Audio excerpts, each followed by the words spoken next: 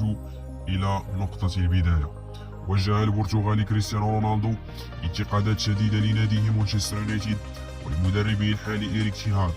وقال النجم البرتغالي أنه شعر بالخيانة من قبل الفريق، وكشف أنه لا يحترم المدرب، حيث تم استبعاد قائد البرتغال من آخر مباراتين للشياطين الحمر، ويستعد الآن لقيادة منتخب البرتغال في كأس العالم قطر 2022.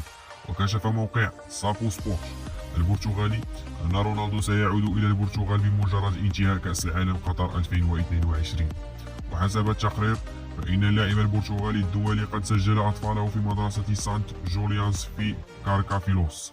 بالإضافة إلى ذلك اشترى قائد البرتغال قصرا في منطقة كاشكايش، وقام بتوظيف بعض العاملين من أجل المساعدة في تجهيز قصره الجديد.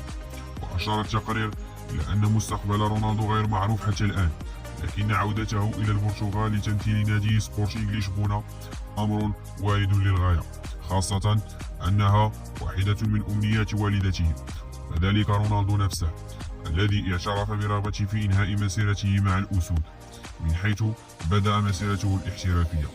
وأكد التقرير أنه من غير المرجح أن يعود المهاجم البالغ من العمر 37 عام إلى مانشستر يونايتد بعد المقابلة التي أجراها مع الصحفي بيرس مورغان، والتي سيتم بثها بالكامل يومي الأربعاء والخميس.